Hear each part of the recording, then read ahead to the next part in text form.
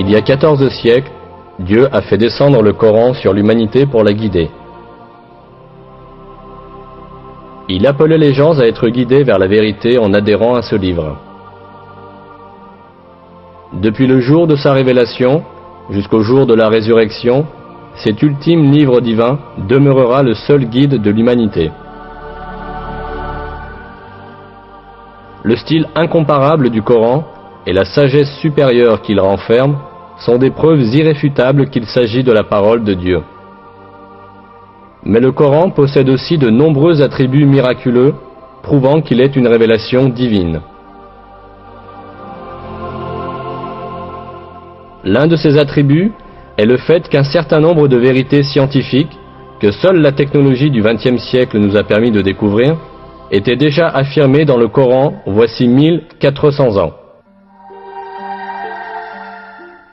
Bien sûr, le Coran n'est pas un ouvrage scientifique. Cependant, de nombreux faits scientifiques qui sont exprimés dans ces versets, d'une manière extrêmement concise et profonde, n'ont été découverts qu'au moyen de la technologie du XXe siècle.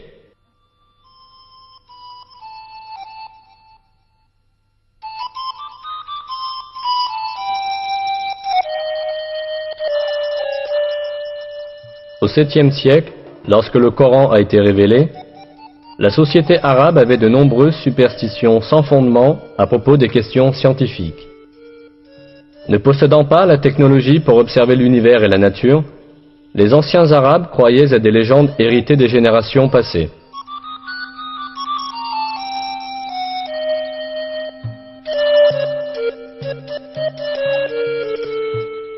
Ils supposaient, par exemple, que les montagnes soutenaient le ciel. Ils croyaient que le monde était plat et qu'il y avait de hautes montagnes à chaque extrémité. On pensait que ces montagnes étaient des piliers qui maintenaient en l'air la voûte du ciel.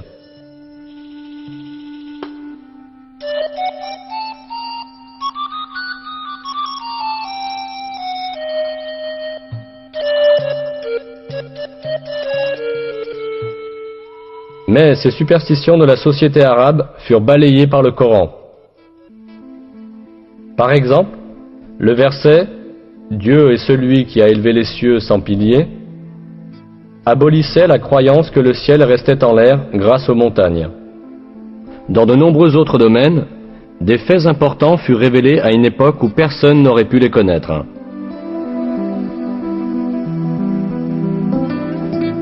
Le Coran, qui a été révélé à une époque où les gens savaient très peu de choses sur l'astronomie, la physique ou la biologie, contient des faits essentiels sur des sujets variés, comme la création de l'univers, la création de l'être humain, la structure de l'atmosphère et les équilibres délicats qui rendent possible la vie sur Terre. Examinons maintenant quelques-unes des vérités scientifiques révélées dans le Coran.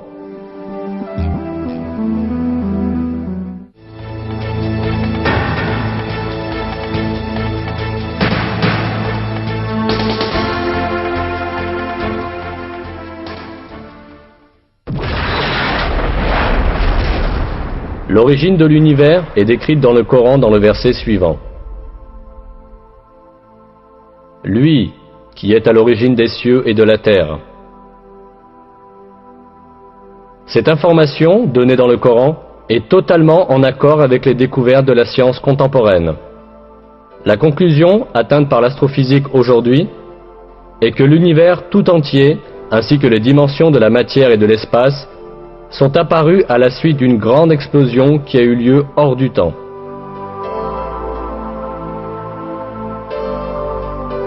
Cet événement, connu sous le nom de Big Bang, a produit l'univers tout entier il y a environ 15 milliards d'années, le créant à partir du néant à la suite de l'explosion d'un point unique.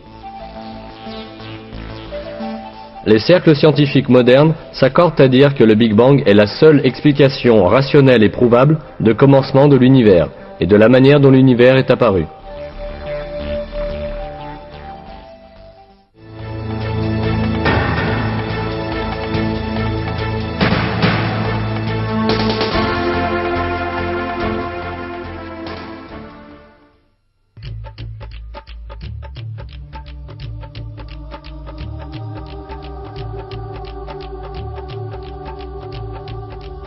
Dans le Coran, qui a été révélé voici 14 siècles à une époque où la science de l'astronomie en était à ses balbutiements, l'expansion de l'univers est décrite ainsi.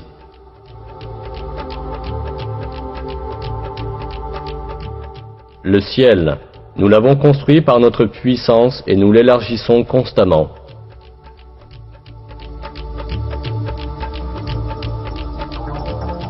Le mot ciel, utilisé dans ce verset, est employé en divers endroits du Coran pour désigner l'espace et l'univers. Ici encore, c'est dans ce sens que le mot est employé. Autrement dit, le Coran nous informe que l'univers est en expansion. C'est exactement à cette conclusion que la science est parvenue aujourd'hui. Les recherches, les observations et les calculs effectués grâce à la technologie moderne ont cependant révélé qu'en réalité, l'univers a eu un commencement et qu'il est en expansion constante. Au début du XXe siècle, le physicien russe Alexander Friedmann et le cosmologue belge Georges Lemaître ont calculé théoriquement que l'univers est en mouvement constant et en expansion.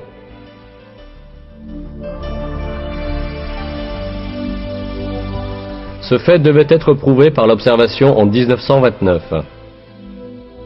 En observant le ciel avec un télescope, l'astronome américain Edwin Hubble découvrit que les étoiles et les galaxies s'éloignaient constamment les unes des autres.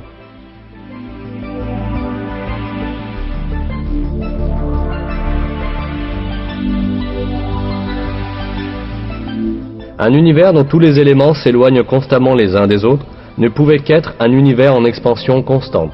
Les observations effectuées les années suivantes confirmèrent que l'univers est en expansion constante. Ce fait avait déjà été expliqué dans le Coran quand personne ne pouvait le connaître. C'est parce que le Coran est la parole de Dieu, le Créateur et le Maître de l'univers tout entier.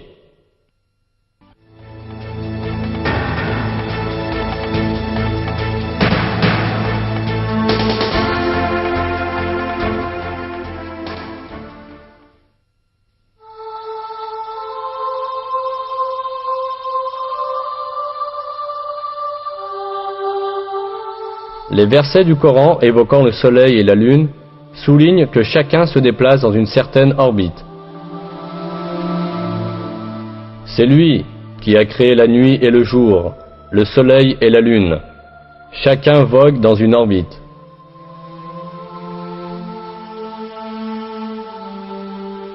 Un autre verset mentionne également que le soleil n'est pas statique, mais se déplace dans une certaine orbite.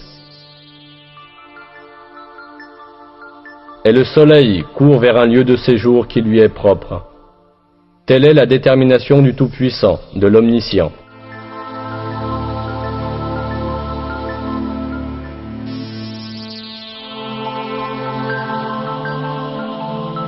Ces faits, qui nous sont communiqués par le Coran, ont été découverts à notre époque par l'observation astronomique. Selon les calculs des experts en astronomie, le Soleil voyage à la vitesse extraordinaire de 720 000 km à l'heure. Cela signifie que le Soleil parcourt environ 17 280 000 km par jour.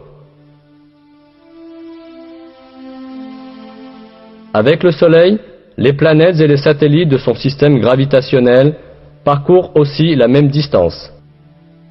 De plus, toutes les étoiles de l'univers effectuent le même genre de déplacement organisé. Le fait que l'univers tout entier est plein de chemins et d'orbites de ce genre est exprimé dans le Coran en ces termes. Par le ciel aux voies parfaitement tracées.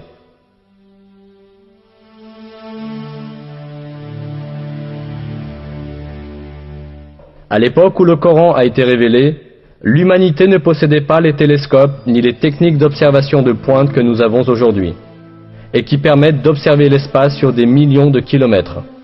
Elle n'avait pas non plus la connaissance moderne de la physique ou de l'astronomie. C'est pourquoi, à l'époque, il était impossible de déterminer scientifiquement que l'espace est plein de voies parfaitement tracées, comme l'affirme le verset. Cependant, ce fait est déclaré explicitement dans le Coran, qui a été révélé à cette époque, parce que le Coran est la parole de Dieu.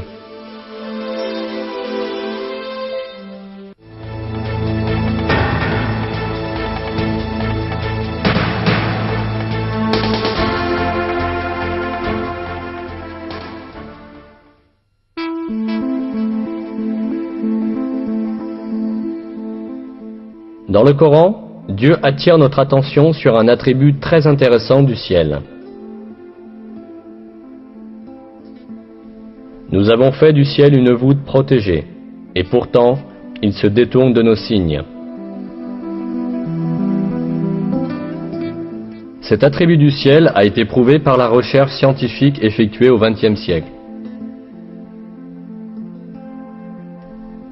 L'atmosphère entourant la Terre exerce des fonctions cruciales pour la continuité de la vie. En détruisant de nombreux météores, grands et petits, lorsqu'ils approchent de la Terre, l'atmosphère les empêche de tomber sur Terre et de faire du mal aux êtres vivants.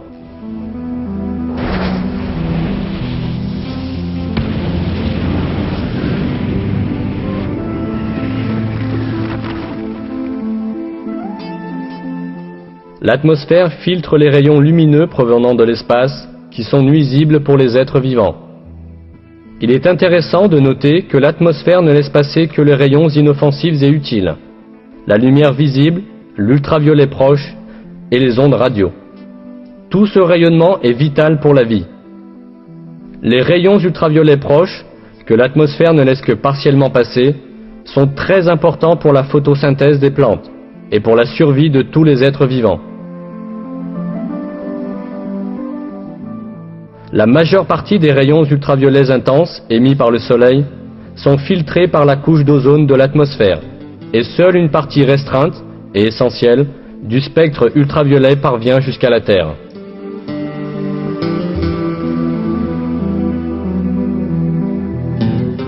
La fonction protectrice de l'atmosphère ne s'arrête pas là. L'atmosphère protège aussi la Terre du froid glacial de l'espace, dont la température est d'environ moins 270 degrés centigrades.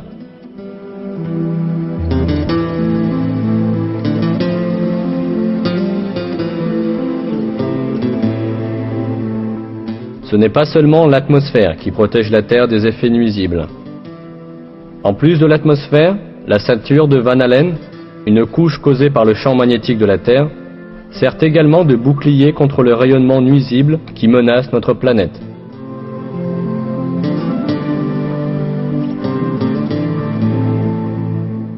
Ce rayonnement, qui est constamment émis par le Soleil et les autres étoiles, est mortel pour les êtres vivants.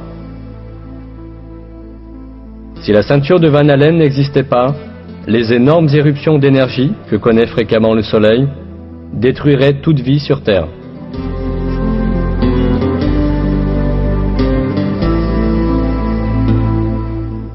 On a calculé que l'énergie transmise dans une seule de ces éruptions, détectée il y a quelques années, équivalait à 100 milliards de bombes atomiques, comme celle qui a été lancée sur Hiroshima.